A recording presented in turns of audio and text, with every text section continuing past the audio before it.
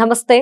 Welcome to our channel. నేను మీ ప్రియాంకరావు. ఏపీలో అనేకమైన మార్పులు వస్తున్నాయి. చంద్రబాబు నాయుడు గారు ప్రతి విషయంలో కూడా ఆచితూచి ఆలోచించి అడుగులు వేస్తూ ఉన్నారు. ఆయన తీసుకుంటున్న డెసిషన్స్ కూడా అలానే ఉన్నాయి. వాటిని ప్రజలందరూ కూడా స్వాగతిస్తున్న టైంలో ఇప్పుడు మరో వార్త చక్కర్లు కొడుతుంది. అదేంటి అంటే ఏపీ సీఎం ఆఫీస్ ని ప్రక్షాళన చేయబోతున్నారా అని చెప్పేసి. మరి ఈ వార్త నిజమేనా లేదంటే అవాస్తవమా? ఇది నిజమే అయితే ఇంత సడన్ గా ఎందుకు ప్రక్షాళన చేస్తున్నారు, ఎవరెవరిని మార్చే అవకాశాలు ఉన్నాయి అనేది తెలుసుకునే ప్రయత్నం చేద్దాం. మనతో పాటు సీనియర్ జర్నలిస్ట్ సిఎస్ రావు గారు ఉన్నారు, ఆయన అడుగుదాం. నమస్కారం సార్.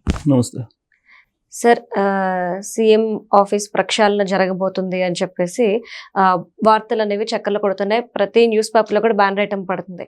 మరి ఈ నేపథ్యంలో ఇందులో వాస్తవం ఇంత సడన్ గా ఎందుకు డెసిషన్ తీసుకుంటున్నారు? ఇప్పుడు ఆల్రెడీ ఒక 2-3 months నుంచి క్యాబినెట్ ప్రక్షాళన కాబోతుంది, సీఎం ఆఫీస్ ని ప్రక్షాళన చేస్తారు, ఇలా వినిపించాయి. అవి వినిపించినటువంటి క్రమంలో కొన్ని మార్పులు జరిగినాయి. ఆ సీఎం ఆఫీసులో నుంచి కొంతమందిని వేరే చోటకు పంపించడం ఇవన్నీ జరిగాయి. క్యాబినెట్ ప్రక్షాళన అంటే 2 సంవత్సరాలు అయిపోయింది, 3వ సంవత్సరాలకు ఎంటర్ అయ్యారు. సో కాబట్టి క్యాబినెట్ కూడా ప్రక్షాళన జరుగుతుందని చెప్పి గత 2-3 నెలల నుంచి వినిపిస్తూ ఉంది. ఎందుకంటే ఆల్రెడీ క్యాబినెట్లో ఉండేటువంటి మంత్రుల యొక్క పనితీరు కొంతమందిది బాగలేదు, వాళ్ళ గ్రాఫ్ బాగలేదు, ఎంత చెప్పినా కానీ వాళ్ళు పర్ఫార్మెన్స్ పూర్గా ఉందనేటువంటి అభిప్రాయంతో సీఎం గారు ఉన్నారు. కాబట్టి క్యాబినెట్ ప్రక్షాళన జరగబోతుందని చెప్పి 2-3 నెలల నుంచి వినిపిస్తూనే ఉంది. లాస్ట్ దసరా అన్నారు, తర్వాత మళ్ళీ జనవరి 1st అన్నారు, తర్వాత సంక్రాంతి అన్నారు, అట్లా నెట్టుకుంటూ వచ్చారు. సో ఇప్పుడు అనివార్యంగా 2.5 సంవత్సరం అవుతుంది కాబట్టి 3వ సంవత్సరంలోకి వచ్చారు. కాబట్టి ఇప్పుడు జరుగుతున్నటువంటి ఇంటింటికి తెలుగుదేశం కార్యక్రమం ఉంది కదా, ఈ కార్యక్రమం అయిపోయిన తర్వాత దీని పర్ఫార్మెన్స్ని కూడా తీసుకొని ఫైనల్గా క్యాబినెట్లో ఉండేటువంటి మంత్రుల్ని ఎవరెవరిని ఉంచాలి, ఎవరిని పంపించాలి, కొత్త వాళ్ళని ఎవరిని తీసుకోవాలి అనే దాని మీద ఒక నిర్ణయానికి వచ్చే అవకాశాలు ఉన్నాయి. అక్కడ సెంట్రల్లో కూడా క్యాబినెట్ని మారుస్తున్నారు కదా. సో కాబట్టి అక్కడ సెంట్రల్ క్యాబినెట్ అయిపోయిన తర్వాత వెంటనే ఇక్కడ కూడా జరిగే అవకాశాలు ఉన్నాయి. అయితే ఈలోపుగా సీఎం ఆఫీసు, ప్రత్యేకించి సీఎం ఆఫీసు అనేది కళ్ళు చెవులు నోరు కూడా ఎవరికి, సీఎంకి. అలాంటివి చాలా important CM office, chief minister office. దాంట్లో ఉండేటువంటి ఒకళ్ళిద్దరు ఐఏఎస్లకు సంబంధించినటువంటి వ్యవహారం తరచూ న్యూస్లోకి వస్తుంది. ఇవాళ వచ్చినటువంటి న్యూస్ ఏంటి, అసలు ఇద్దరు ఐఏఎస్లు బాహాబాకి దిగారు అనే విధంగా రాశారు. అంటే ఆల్మోస్ట్ ఆ రేంజ్లో వాళ్ళు ఫైట్ చేసుకున్నారని. మ్యాన్ హ్యాండ్లింగ్ మిగిలింది, మిగతా అంతే ఆ విధంగా సచివాలయంలో జరిగిందనేది వచ్చింది వాళ్ళ న్యూస్. సరే, అది ఒక ఐఏఎస్లో ఆ విధంగా మాట్లాడుకోవడం అనేది ప్లస్ ఆ న్యూస్ మళ్ళీ రావడం, బయటికి పబ్లిక్ రావడం అనేది అంత కరెక్ట్ కాదు, ప్రభుత్వానికి కరెక్ట్ కాదు, అధికారులు కూడా కరెక్ట్ కాదు. అయితే ఇక్కడ అసలు ఫస్ట్ నుంచి ఏం జరుగుతుంది ఈ 2.5 సంవత్సరంలో అని అంటే, నార్త్ సౌత్ ఈ ఫీలింగ్ ఐఏఎస్లో ఉంది, సివిల్ సర్వెంట్లో ఉంది, ఐపీఎస్లో ఐఏఎస్లో. ఆధిపత్యం కోసం అది అంతర్గతంగా అంతర్లీనంగా జరుగుతూ ఉంటుంది సివిల్ సర్వెంట్లో, ఏ రాష్ట్రంలోనైనా. ఆంధ్రప్రదేశ్లో మరీ ఎక్కువ.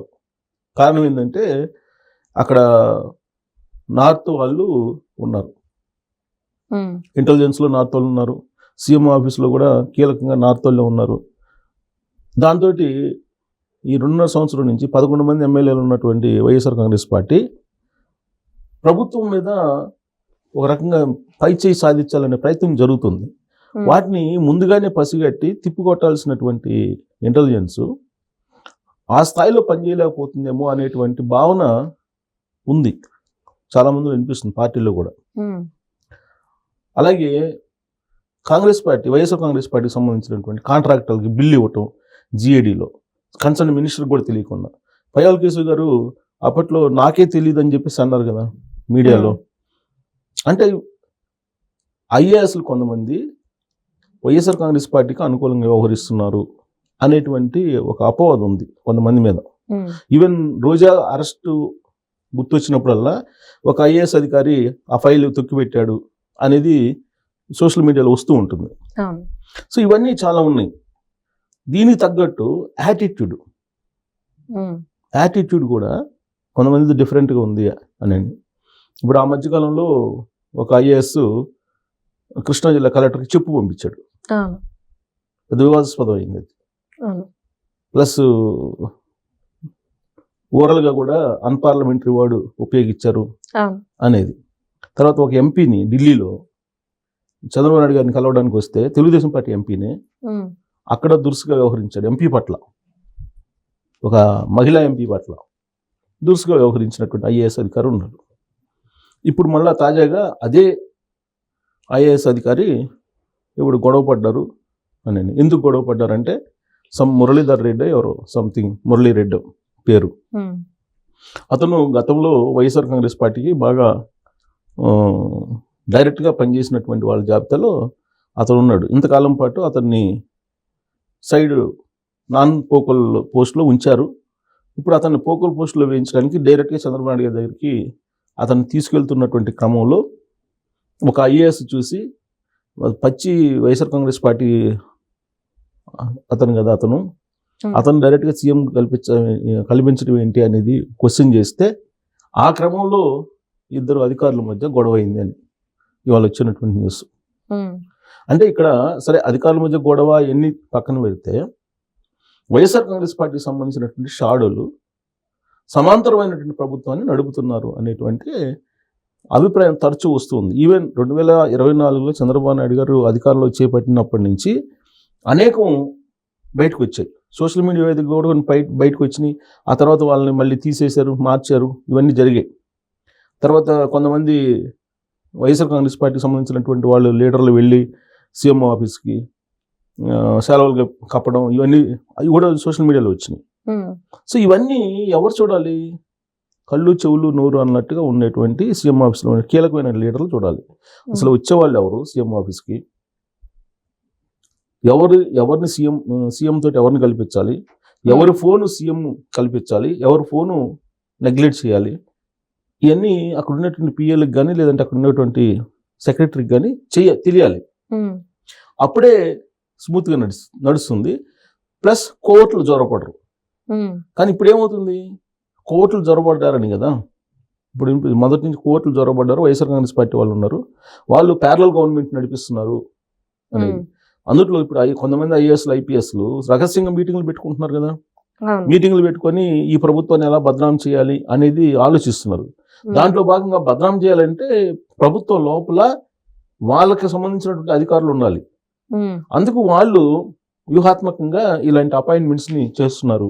వైఎస్ఆర్ కాంగ్రెస్ పార్టీ సానుభూతి పరులుగా ఉండేటువంటి వాళ్ళు, జగన్మోహన్ రెడ్డి గారు ఫస్ట్, తర్వాత జాబ్ అనేటువంటి వాళ్ళు, ఇలాంటి వాళ్ళని ఫ్రంట్ లైన్లోకి తీసుకొస్తున్నారు.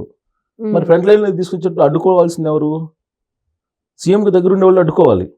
కానీ వాళ్ళే దారి చూపిస్తుంటే ప్రభుత్వం యొక్క పరిస్థితి ఏంటి అనేది చర్చకు వస్తుంది. అందుకే ఇప్పుడు మొత్తం సీఎం ఆఫీస్ ప్రక్షాళన పూర్తి స్థాయిలో జరగాలి. కొంతమేరగా జరిగింది, పూర్తి స్థాయిలో మార్పులు జరగాలి అనేది ఒకటి వినిపిస్తుంది, జరుగుతుందని కూడా తెలుస్తుంది. అలాగే క్యాబినెట్ మార్పులు ఎందుకంటే క్యాబినెట్లో ఇప్పుడు మంత్రి ప్యారలల్గా నడిచేది ఎవరు? సెక్రటరీ. ఆ డిపార్ట్మెంట్ సెక్రటరీ ఉంటాడు కదా, ఆయనే. సో కాబట్టి క్యాబినెట్లో ఉండేటువంటి క్యాబినెట్లకి అనుగుణంగా ఉండేటువంటి ఎగ్జిక్యూటివ్ సిస్టమ్ సెక్రటరీస్ని, అలాగే సీఎం ఆఫీస్లో ఉండేటువంటి వాళ్ళని, అలాగే ఇంటెలిజెన్స్ని, వీటన్నిటినీ ఒకసారి సమీక్షించి మార్చుకోకపోతే ఈ 2.5 సంవత్సరం జర్నీ ఏదైతే ఉందో ఈ జర్నీలో వైఎస్ఆర్ కాంగ్రెస్ పార్టీ ఏ విధంగా కోర్టులని ప్రభుత్వంలో చెప్పించింది, ఏ విధంగా సమాంతరమైనటువంటి ప్రభుత్వాన్ని నడిపిస్తుంది అనే దాని మీద క్లియర్ కట్ రిపోర్ట్ తీసుకొని దానికి తగిన విధమైన చర్యలు తీసుకుంటుంది. ఏ ప్రభుత్వం తీసుకుంటుంది, ఈ ప్రభుత్వమే కాదు. ఫస్ట్ 6 నెలలు కూలింగ్ పీరియడ్ అంటారు. ఆ తర్వాత అడ్మినిస్ట్రేషన్లో కమాండ్ వస్తుంది, 1 year కల్లా వచ్చేస్తుంది. ఆ తర్వాత 1 year తర్వాత ఎవరు పని చేస్తున్నారు, ఎవరు పని చేయట్లేదు. 2 years తర్వాత ఏంటి?